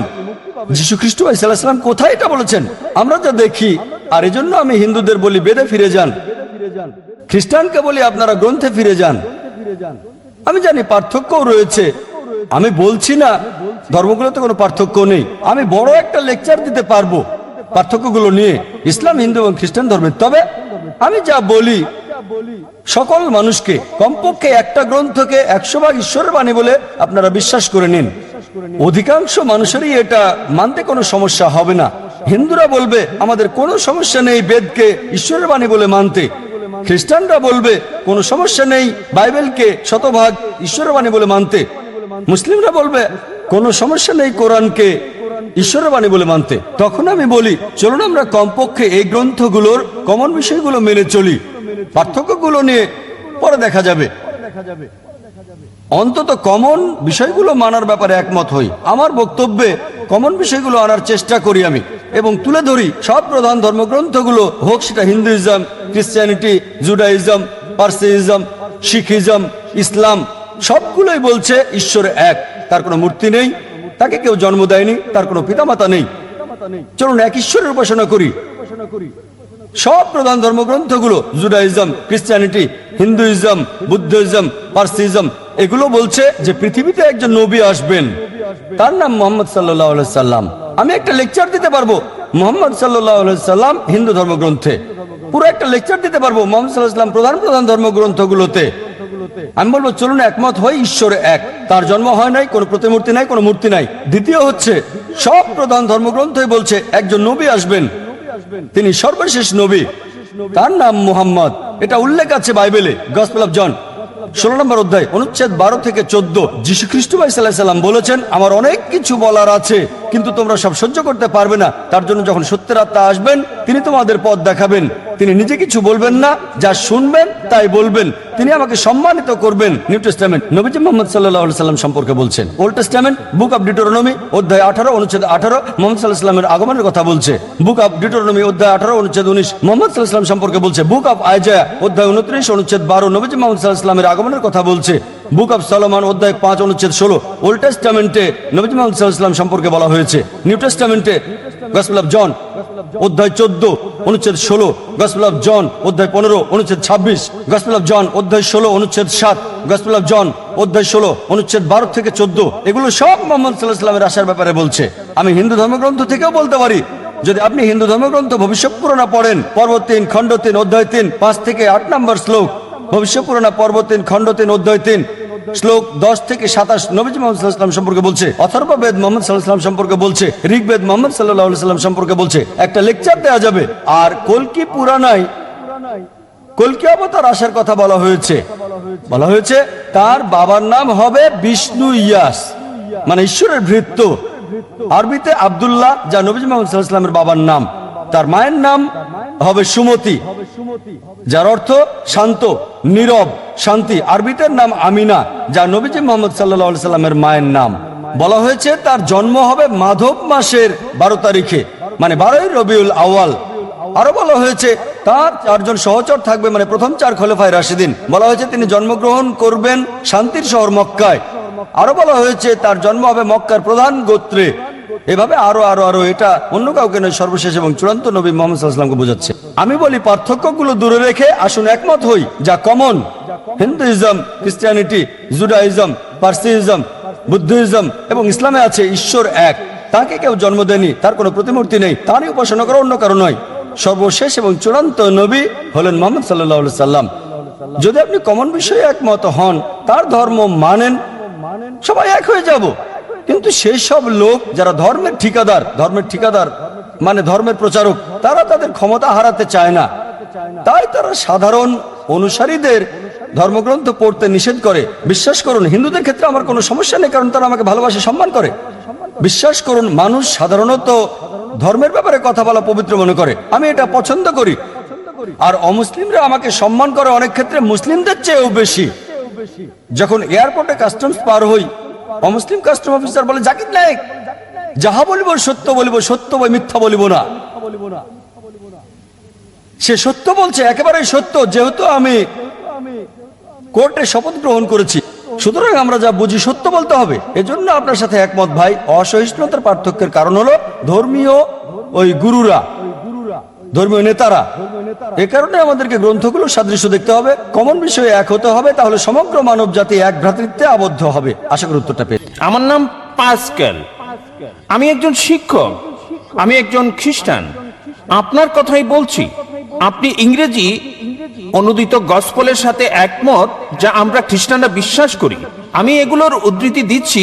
1 নম্বর, 4টি গসপলে যখন যিশু দীক্ষা নিয়ে বেরিয়ে আসলেন, স্বর্গ থেকে একটা শব্দ হচ্ছিল, এ আমার প্রিয় পুত্র, আমি তার উপর সন্তুষ্ট, তাকে মানো। একইভাবে 2 নম্বরে আছে, মাউন্ট টাবুরে তাকে পবিত্র করা হলো, তার মুখমণ্ডল সূর্যের মতো দেখাচ্ছে, স্বর্গ থেকে শব্দ বেরিয়ে আসছে, এ আমার প্রিয় সন্তান, আমি তার উপর সন্তুষ্ট, তোমরা তার কথা শোনো।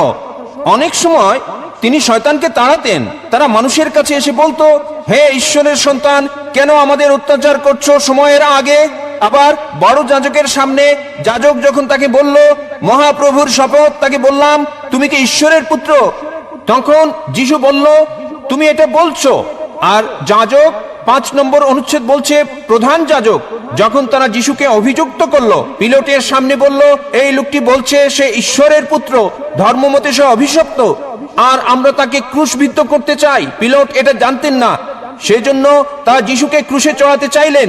তাহলে সে নিজেকে ঈশ্বরের পুত্র দাবি করেছিল, যদিও সে সরাসরি বলেনি আমি ঈশ্বরের পুত্র, পরোক্ষভাবে বলেছে। ধরুন আপনি ডাক্তার জাকির নায়েক, আপনি MBBS ডাক্তার, আর আপনি বললেন, হ্যাঁ ভাই আপনি বলেছেন, এর মানে এই নয় আপনি নিজে বলেছেন আমি ডাক্তার জাকির নায়েক MBBS। একইভাবে যদিও যিশু নিজে বলেননি আমি ঈশ্বরের পুত্র, তিনি সম্মতি দিয়েছেন, সম্ভবত ভদ্রতার খাতিরে তিনি বলেননি আমি ঈশ্বরের পুত্র। আবার আরেকটি উদাহরণ। ভাই, আপনার প্রশ্ন ইতিমধ্যে 5টা অনুচ্ছেদের উদ্ধৃতি দিয়েছেন, কোনটারই রেফারেন্স বলেননি।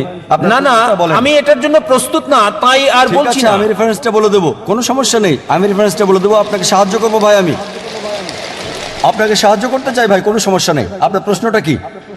আপনি কি এই 5টা অনুচ্ছেদ বলে বোঝাতে যাচ্ছেন যিশু ঈশ্বর দাবি করেছিলেন? হ্যাঁ, ঠিক আছে, আমি উত্তর দিচ্ছি। আমার চ্যালেঞ্জ ছিল একটা মাত্র স্পষ্ট বক্তব্য বের করে দেখান পুরো বাইবেল থেকে, যেখানে যীশু খ্রিস্ট ভাই সাল্লাল্লাহু আলাইহি সাল্লাম নিজে বলেছেন আমি ঈশ্বর, অথবা বলেছেন আমার উপাসনা করো, আমি খ্রিস্টান ধর্ম গ্রহণ করতে প্রস্তুত। একটা মাত্র বক্তব্য দেখাতে পারেন নাই, স্পষ্টভাবে বলা সম্পূর্ণ বাইবেল থেকে, যেখানে যীশু খ্রিস্ট ভাই সাল্লাল্লাহু আলাইহি সাল্লাম নিজে বলেছেন আমি ঈশ্বর, অথবা আমার উপাসনা করো। এখানেই বাইবেল আছে। আর এটা কিং জেমস ভার্সন। যেহেতু আপনি একজন শিক্ষক, আপনি প্যাস্টরও হতে পারেন। আপনি কি প্যাস্টর? না না না, আমি একজন শিক্ষক, আমি খ্রিস্টান ধর্মের একজন প্রকৃত বিশ্বাসী। আছে রেড লেটার নামে এক ধরনের বাইবেল আছে, যেখানে যিশুর কথাগুলো লাল করা আছে। আপনি 5টি বিষয় উল্লেখ করেছেন, আর এগুলোকে 2 ভাগে ভাগ করা যায়। প্রথমে আপনি এলোমেলো উদ্ধৃতি দিলেন আর সঠিকভাবে উদ্ধৃতি দিলেন না। যা বলতে চেয়েছেন সেটা আছে গসপেল অফ জন 3 নম্বর অধ্যায় অনুচ্ছেদ 16। বলা আছে ঈশ্বর পৃথিবীকে এত ভালোবাসলেন একমাত্র ওরসজাত সন্তানকে দিয়ে দিলেন, তোমাদের কেউ যদি তাকে বিশ্বাস করে তার মৃত্যু হবে না, চিরস্থায়ী জীবন পাবে। এটা 4 গসপেলেই নাই, এটা আছে গসপেল অফ জন 3 নম্বর অধ্যায় অনুচ্ছেদ 16। এগুলো লিখে রাখেন, পরে চেক করে দেখবেন। গসপেল অফ জন 3 নম্বর অধ্যায় অনুচ্ছেদ 16। ঈশ্বর পৃথিবীকে এত ভালোবাসলেন যে নিজের সন্তানকে উৎসর্গ করলেন, যে কেউ তার উপর বিশ্বাস করবে সে মরবে না, চিরস্থায়ী জীবন পাবে। আবার আপনি উদ্ধৃতি দিলেন 5ম বার শেষ দিকে যে যীশু খ্রিস্ট বলেছেন তিনি ছিলেন ঈশ্বরের সন্তান। আপনি বলেছেন, আপনি কি জানেন বাইবেলে ঈশ্বরের পুত্র এ কথাটা অসংখ্যবার বলা আছে। যদি আপনি বাইবেল পড়েন, আদম ছিলেন ঈশ্বরের পুত্র, আল্লাহ তাকে শান্তিতে রাখুন। ইব্রাহিম ছিলেন ঈশ্বরের পুত্র, ইসরাইল ছিলেন ঈশ্বরের পুত্র। আপনি যদি রোমান্স পড়েন 8 নম্বর অধ্যায়ে বলা আছে তারা সকলেই যারা ঈশ্বরের আত্মার দ্বারা পরিচালিত তারা সকলে ঈশ্বরের পুত্র। আপনি যদি ঈশ্বরের দূত হন আপনি ঈশ্বরের পুত্র, যদি আমি ঈশ্বরের দূত হই আমি ঈশ্বরের সন্তান বাইবেল অনুসারে। কিন্তু তারা বলে না না না না না, যীশু খ্রিস্ট স্বাভাবিক সন্তান না, তিনি ঔরসজাত সন্তান। এবার আপনার শেষ প্রশ্ন ঈশ্বরের পুত্রের ব্যাপারে। বাইবেলে অসংখ্য ঈশ্বরের পুত্রের উল্লেখ আছে। আদম ঈশ্বরের পুত্র, ইব্রাহিম ঈশ্বরের পুত্র, ইসরায়েল ঈশ্বরের পুত্র। যারা ঈশ্বরের আত্মার সাহায্যে পরিচালিত তারা ঈশ্বরের পুত্র। কিন্তু খ্রিস্টান মিশনারিরা বলে না না না, যীশু খ্রিস্ট স্বাভাবিক পুত্র না। আসুন আপনার প্রথম প্রশ্নে, তিনি ঈশ্বরের ঔরসজাত সন্তান। তারপর তারা বলে যা আপনি বলেননি, আমি আপনাকে সাহায্য করছি। গসপেল অফ জন 3 নম্বর অধ্যায় অনুচ্ছেদ 16। ঈশ্বরের পৃথিবীকে এত ভালোবাসলেন যে নিজের সন্তানকে উৎসর্গ করলেন, যে কেউ তাকে বিশ্বাস করবে সে মরবে না, চিরস্থায়ী জীবন পাবে। ভাই, আপনি কি বিগটন শব্দের অর্থ জানেন? বিগটন শব্দের অর্থটা কি? না, বিগটন শব্দটার অর্থ কি? বিগটেন মানে এটা না যা আপনি বুঝেছেন, এটা মানে আমি এটা আপনাকে হতে পারে জিজ্ঞেস না। করছি বিগটেন শব্দটার অর্থ কি? হ্যাঁ আমি জানি, বিগটন শব্দের অর্থ কি? বিগটেন শব্দের দুটো অর্থ রয়েছে। যখন মানব জাতির বিষয়ে বলেন সে বিগটেন মানে তার রক্ত মাংসের পুত্র। যখন ঈশ্বর বিগটেন বলেন তার মানে এটা কাউকে বোঝায় না, তাকে জন্ম দেয়া। এর মানে হলো গভীর সম্পর্ক পিতা এবং পুত্রের মাঝে। এটা যদি বলেন পুত্র, আমি বলি ধরেন কেউ এখানে আসলো আর আমি বললাম হে আমার পুত্র, সে কিছু মনে করবে না, কারণ তার অল্প বয়স। যদি আমি বলি যে পুত্র এখানে আসো, সে আসবে। যদি বলি বিগটন স্থান এখানে আসো, সে আমার গালে চড় মারতে পারে। এই অভিযোগ করে যে নাউজুবিল্লাহ আমার দৈহিক সম্পর্ক তার মার সাথে। ঠিক, যদি একটা ছোট বালককে বলি বিগটন সান, বা একটা যুবককে হতে পারে 23 বছরের, আমি 40-এরও বেশি, যদি বলি বিগটন সান এখানে আসো, সে হয়তো আমার গালে চড় মারতে পারে। কেন? বিগটন মানে ঈশ্বরের দ্বারা সায়ার, সায়ার মানে নিম্নজাতের প্রাণীর যৌন ক্রিয়া সম্পর্কিত। আর এ কারণে যদি আপনি রিভাইজড স্ট্যান্ডার্ড ভার্সন বাইবেলটা পড়েন, সংস্করণ করেছে 32 জন উচ্চ পদস্থ খ্রিস্টান পণ্ডিত, যাদের সমর্থন করেছে 50টি খ্রিস্টান চার্চ। তারা বলেছে বিগটন শব্দটি গসপেল অফ জন অধ্যায় 3 অনুচ্ছেদ 16 হচ্ছে অসার কথা, একটা মিশ্রণ, একটা প্রতারণা, এবং তারা এটাকে বাইবেল থেকে বাদ দিয়েছে। আপনি কি জানেন? যদি রিভাইজড স্ট্যান্ডার্ড ভার্সন বাইবেল পড়েন, যেটা সবচেয়ে বেশি বিকৃত, সংস্করণ করেছে 32 জন উচ্চ পদস্থ খ্রিস্টান বিশেষজ্ঞ, যাদেরকে সহায়তা করেছে 50টি বিভিন্ন খ্রিস্টান মিশনারি। তারা বলেছে এই বিগটন শব্দটি হচ্ছে অসার কথা, একটা মিশ্রণ, একটা প্রতারণা, এজন্য এই বিগটন শব্দটা তারা বাদ দিয়েছে। সুতরাং যদি বলেন পুত্র, তবে ঈশ্বরের পুত্র আছে বাইবেলে অসংখ্য। সুতরাং আপনার প্রথম এবং শেষ প্রশ্নের উত্তর আমি দিয়েছি। এবার আসুন আপনার দ্বিতীয় এবং তৃতীয় প্রশ্নে। বলেছেন তিনি শয়তানকে তাড়ান, পুরো উদ্ধৃতি দেন। আপনি পুরো বাক্যটা বলেননি, আমি আমার লেকচারে বলেছি। গসপেল অফ ম্যাথিউ অনুযায়ী অধ্যায় 12 28 নম্বর অনুচ্ছেদ তিনি বলেছেন আমি শয়তানকে তাড়িয়ে দিই ঈশ্বরের আত্মার সাহায্যে। গসপেল অফ লুক অধ্যায় 11 অনুচ্ছেদ 20 আমি শয়তানকে তাড়াই ঈশ্বরের আঙুলের সাহায্যে। এখানে বলছে না যে তিনি একা করেন, তিনি এটা করেন ঈশ্বরের সাহায্যে। এর মানে এই নয় যে তিনি ঈশ্বর। এই সবগুলো অনুচ্ছেদ যা আপনি বলছেন স্পষ্ট করে বলছে যে তিনি হচ্ছেন ঈশ্বরের দূত, তিনি নিজে ঈশ্বর ছিলেন না। এ কারণে আমি চ্যালেঞ্জ করেছি আপনি পুরো বাইবেলে একটা মাত্র অনুচ্ছেদ দেখান যেখানে স্পষ্ট করে বলা যীশু খ্রিস্ট বা ঈসা আলাইহিস সালাম নিজে বলেছেন যে আমি ঈশ্বর, বা তিনি বলেছেন আমার উপাসনা করো, আমি খ্রিস্টান ধর্ম গ্রহণ করতে প্রস্তুত আছি। যীশু কোথাও কখনো বলেননি যে শুধু যদি আমি বলি পুত্র এখানে আসো, এর মানে এই নয় যে আমার ঔরসজাত সন্তান। ঠিক একইভাবে যদি আপনি আমাকে বলেন যে আমি আপনাকে ডাক্তার জাকির নায়েক বলে ডাকবো, ঠিক। আর যদি আমি আপত্তি না করি যে না এটা সঠিক হতে পারে, ভুলও হতে পারে, লোকজন বলে ডাক্তার জাকির নায়েক একজন বিশেষজ্ঞ, আমি নিজেকে মনে করি না বিশেষজ্ঞ, আমি একজন জ্ঞানের ছাত্র হিসেবে নিজেকে চিন্তা করি। সুতরাং লোকজন আমাকে যদি বিশেষজ্ঞ বলে আর আমি নীরব থাকি, তার মানে এই নয় যে আমি গ্রহণ করছি। তারা আমাকে বিশেষজ্ঞ হিসেবে বিবেচনা করে, আমি নিজেকে বিবেচনা করি না। সবসময় নিজেকে জ্ঞানের একজন ছাত্র হিসেবে উল্লেখ করে থাকি, তালবে ইলম। সুতরাং আপনি বাইবেল থেকে যা উদ্ধৃতি করেছেন, বাইবেলের যেখান থেকে করেন, রেড লেটার হতে হবে। রেড লেটার মানে যীশু খ্রিস্ট আলাইহিস সালামের কথা। একটা মাত্র বক্তব্য দেখান, স্পষ্ট অনুচ্ছেদ পরিষ্কার করে বলা পুরো বাইবেল থেকে, যেখানে যীশু খ্রিস্ট আলাইহিস সালাম নিজে বলেছেন যে আমি ঈশ্বর বা আমার উপাসনা করো, আমি খ্রিস্টান ধর্ম গ্রহণ করতে প্রস্তুত। আসসালামু আলাইকুম, আমার নাম হুসনা, আমি গৃহিণী। আমার প্রশ্ন হলো, মানে আমার প্রতিবেশীর প্রশ্ন, প্রত্যেক মুসলিমই কোরআন অনুসরণ করে সারা পৃথিবীতে, তাহলে কেন এতগুলো দল? আমার প্রতিবেশী সব সময় জিজ্ঞেস করত, আরো বলতো, কেন তোমরা বলো এক আল্লাহ? কারণ অনেক দলই আছে যারা বলছেন নামাজ আদায় করার সময় মাথা ঢাকার দরকার নাই, আর যেমন প্রথম আঙ্গুল নাড়ানো ইত্যাদি ইত্যাদি। বোন প্রশ্ন করলেন যে তার প্রতিবেশী বলছে যদি সব মুসলিম কোরআনে বিশ্বাস করে, একই গ্রন্থে বিশ্বাস করে, তাহলে এতগুলো দল কেন, বিভক্তি কেন? উত্তর দেওয়া হয়েছে পবিত্র কোরআনের সূরা আল ইমরান অধ্যায় 3 আয়াত 103, ওয়াতাসিমু বিহাবলিল্লাহি জামিআ ওয়া লা তাফাররাকু। আল্লাহর রজ্জুকে শক্ত করে ধরো এবং বিভক্ত হও না। আল্লাহর রজ্জু হলো পবিত্র কোরআন। মুসলিমদের উচিত আল্লাহর রজ্জুকে শক্ত করে ধরা এবং বিভক্ত না হওয়া। যদি বিভক্তির ব্যাপারে বলেন, আল্লাহ বলেছেন সূরা আনাম অধ্যায় 6 আয়াত নাম্বার 159, হে নবী, কেউ যদি ইসলামে দল উপদল তৈরি করে তার ব্যাপারে তোমার কিছু করার নেই। তাই বিভক্তি হচ্ছে ইসলামে হারাম। আমাদের সবার লেভেল একটাই, সেটা মুসলিম। এজন্য আমার লেকচারে সূরা আল ইমরান অধ্যায় 3 আয়াত 64-তে বলেছি, তাআলা ইলা কালমাতিন সাওয়াইন বাইনা বাইনাকুম আল্লা না'বুদা ইল্লাল্লাহ ওয়া লা নুশরিকা বিহি শাইয়্যান ওয়া লা ইয়াত্তাখিযা বা'দুনা বা'দান আরবাবান মিন দুনিল্লাহ ফাইন তাওয়াল্লাউ ফাকুলু আশহাদু বিআন্না মুসলিমুন। আমরা সাক্ষ্য বহন করি যে আমরা মুসলিম, আমরা ইসলামকে বিভক্ত করি না। ইসলামে এসবের কোনো জায়গা নেই। দুঃখজনকভাবে মানুষ কোরআন এবং সুন্নাহ থেকে দূরে সরে গেছে আর বিভক্তি সৃষ্টি করেছে ইসলামে। ইসলামে বিভক্তির কোনো চান্স নেই। বিস্তারিত জানার জন্য আমার ভিডিও ক্যাসেট দেখতে পারেন, যেটা গত পিস কনফারেন্সে শেষ দিনে দিয়েছিলাম। মুসলিম উম্মার ঐক্য এই বিষয়ে সেখানে ভালোভাবে বলা হয়েছে। আশা করি উত্তরটা পেয়েছেন।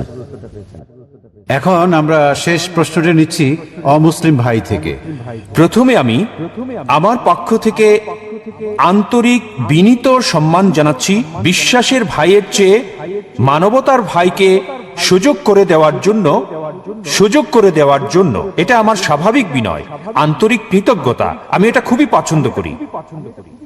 আমার প্রশ্ন হলো, এক পৃথিবী সত্য, সবাই এটাতে একমত, এক ঈশ্বর। আমার মনে হয় সব মানুষ ধীরে ধীরে এটাও মানছেন। সুতরাং বহু ঈশ্বর যখন ছিল, অনেক ধর্ম সেখানে ছিল। আমার মনে হয় ঈশ্বর চান যে আগের মতো, যেমন অতীতে এক ঈশ্বর ছিল, এক পৃথিবী ছিল আর এক ধর্ম, একজনের কাছ থেকে এসেছি, তবুও অনেক ঈশ্বর, অনেক ধর্ম। ঈশ্বর সেটাই চাচ্ছেন আমাদেরকে সেখানে ফিরিয়ে নিতে, যেখানে এক ঈশ্বর, এক পৃথিবী, এক ধর্ম। আপনি কি মনে করেন এটা ঈশ্বর দ্বারা প্রতিষ্ঠিত হবে নাকি মানুষ দ্বারা? আমার দ্বিতীয় প্রশ্ন হলো, আমিষ এবং নিরামিষ ভোজী কোনটা উত্তম? ভাই দুটো প্রশ্ন করলেন। প্রথমটা হলো, আগে এক ঈশ্বর, এক ধর্ম, এক পৃথিবী ছিল, এখন এক পৃথিবী, বহু ঈশ্বর, অনেক ধর্ম। কিভাবে এক ঈশ্বর, এক পৃথিবী, এক ধর্মে আমরা ফিরে যেতে পারি? এটা আরো এমন পিস এক্সিবিশন, এমন আরো কাজ, এমন আরো আলোচনার মাধ্যমে এটা হতে পারে। প্রধান ধর্মগুলোতে ঈশ্বরের ধারণা। আর আমাদের শুধু এরকম আলোচনা করলেই হবে না, আলোচনার পর মানুষকে এটা বাস্তবায়ন করতে হবে।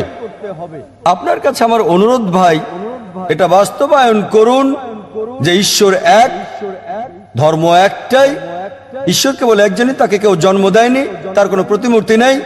এই এক ধর্ম, সর্বশক্তিমান ঈশ্বরের কাছে নিজের ইচ্ছাকে সমর্পণ করার, এই ধর্ম গ্রহণ করুন। এই ধর্ম গ্রহণ করেন। যদি মানেন ঈশ্বর একজন, তার কোনো প্রতিমূর্তি নেই, কেউ তাকে জন্ম দেয়নি, তিনি স্বয়ংসম্পূর্ণ, তাহলে আমরা সবাই এক হতে পারবো। অন্যথায় শুধু আলোচনা করলেই হবে না, মানুষকে সত্য গ্রহণ করতে হবে, এর বাস্তবায়ন করতে হবে। তাই আমার অনুরোধ ভাই, আপনি শান্তি এবং সর্বশক্তিমান ঈশ্বরের একত্বের এই ধর্ম গ্রহণ করুন, নিজের ইচ্ছাকে সর্বশক্তিমান ঈশ্বরের কাছে সমর্পণ করুন। আপনার দ্বিতীয় প্রশ্নে আসি, কে উত্তম, একজন আমিষভোজী নাকি নিরামিষভোজী? আমি বলবো এটা কোনো পার্থক্য তৈরি করে না একজন আমিষভোজী না নিরামিষভোজী। যে ব্যক্তি ঈশ্বরের ইচ্ছা গ্রহণ করে সেই হচ্ছে উত্তম মানুষ, হোক সে আমিষভোজী বা নিরামিষভোজী। ইসলামে এটা জরুরি না যে কাউকে নিরামিষভোজী হতেই হবে। আমার বিতর্ক আলোচনায় বলেছি, আমিষভোজী হয়ে একজন ভালো মুসলিম হতে পারে, নিরামিষভোজী হওয়া ইসলামে জরুরি না। আর কেন একজন মানুষের আমিষভোজী হওয়া উচিত, এ বিষয়ে একটা লেকচার দিয়েছি। একটা বিতর্ক করেছে একজন জৈনের সাথে, বিষয় ছিল আমিষ জাতীয় খাবার অনুমোদিত নাকি নিষিদ্ধ। এখন আপনার প্রশ্নে আসি যে কে উত্তম। কোরআন বলছে যার রয়েছে তাকওয়া, সূরা হুজরাত অধ্যায় 49 আয়াত 13 বলছে, يا أيها الناس إنا خلقناكم من ذكر وأنثى وجعلناكم شعوبا وقبائل لتعارفوا إن أكرمكم عند الله أتقاكم إن الله عليم خبير। হে মানুষ, আমি তোমাদের সৃষ্টি করেছি এক জোড়া নারী এবং পুরুষ থেকে, এবং জাতীয় গোত্রে বিভক্ত করেছি যাতে একে অন্যকে তোমরা চিনতে পারো, একে অন্যকে নিন্দা করবে না। সর্বশক্তিমান ঈশ্বরের কাছে সেই ব্যক্তি সম্মানিত যার রয়েছে তাকওয়া। সুতরাং একমাত্র পথ হচ্ছে উত্তম হওয়ার, যার রয়েছে তাকওয়া, আত্মসমর্পণ, আল্লাহ তাআলার ভয়। অন্যথায় আমিষ খেলেও যতক্ষণ সর্বশক্তিমান ঈশ্বরের নির্দেশের মধ্যে থাকবেন আপনার পাপ হবে না। আমি প্রমাণ করব হিন্দু গ্রন্থ থেকে, খ্রিস্টানদের বাইবেল থেকে, পাশাপাশি কোরআন থেকে। সুতরাং মূল কথা হচ্ছে সেই উত্তম যার রয়েছে তাকওয়া, যার ভয় আছে, খোদাভীরুতা আছে। আশা করি উত্তরটা পেয়েছেন। ওয়া আখিরু দাওয়ানা আলহামদুলিল্লাহি রাব্বিল আলামিন।